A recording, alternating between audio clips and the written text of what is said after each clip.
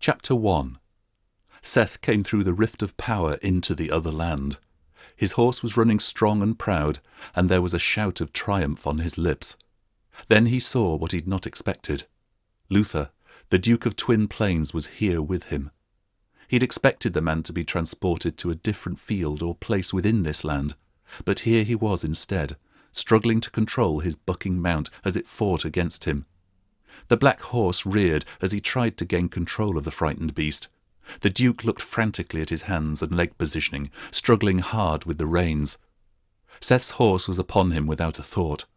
Often a battle like this came down to the horse rather than the man, and Seth had trained the one he rode himself.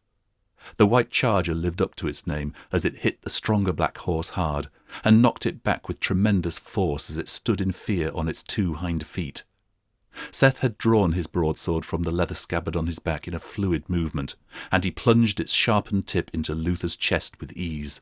The steel blade entered deeply into his body, right up to the metal hilt, with the full momentum of the charging horse behind it. Luther had a moment to look up, his eyes wide with shock, meeting Seth's for only a second before toppling off his black horse to the snow. Dead. It was over. Blood dripped slowly from the silver blade of Seth's broadsword as he looked at the body. The hotness of his blood slowly dimmed as he realized the full extent of what had just happened. The man was indeed dead. Luther, Duke of Twin Plains, the man who had threatened to bring his army and friends grinding down on Seth, was now a lifeless corpse in the snow, the victim of a bad horse and worse timing. The black horse had run off into the snowy landscape and was lost to sight in moments, long before Seth had prepared to dismount. Pulling his feet from the stirrups, Seth slowly dismounted his own white charger and led it to the body of the Duke. His chainmail armour was puckered and gripped into the wound. It might have deflected a glancing blow, but not one with the force Seth and a charging horse could deliver.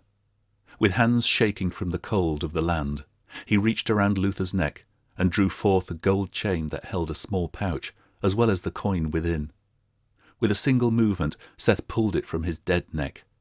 The coin felt hot through the pouch. He was free now. This man would never hurt his friends. His army was somewhere else, without their leader, and they wouldn't act without him. The only threat left was the coin. If he managed to return using its power, how long before another from the guild rose to take it? It had to stay here. He held the side of the coin he'd stolen from Elizabetha and looked at it in his hand. It was bright and silver. He tipped the other out of the Duke's pouch and into his other hand, looking at them side by side. They were so different. One was black and scorched, as if it had been burnt many times. The other bright, polished and clean. As they lay in his hands, they grew warmer and warmer, and as the metal heated, he saw what looked like the symbol of a sun on the silver one and a crescent moon on the other. Before Seth could take them out of his hands, the heat became so intense that he collapsed, screaming out suddenly in pain. Seth plunged his hands into the deep white snow to stop the burning, but the coins were scorching into his skin and stuck to the charred flesh like a red-hot brand. Seth screamed and screamed until suddenly the pain abated, as quickly as it had come. He pulled his hands from the snow and looked at them. They were unburned, but each held a deep scar. A sun with shining rays on his right, and the moon on the left. The coins were gone, and whether they were a part of him now, he didn't know, but he'd never been one to overthink these things. Seth knew there was no way he was going back, but likewise neither was that power. He thought of his friends, Elizabetha, the boys, Dagosh, the cold death, and fine Mincetta, who had been moved against him. He felt filled with calm for the first time in an age. He'd done right. His friends were safe forever, so long as he stayed here and let the power be forgotten. Looking into the distance, he only saw snowfall and white.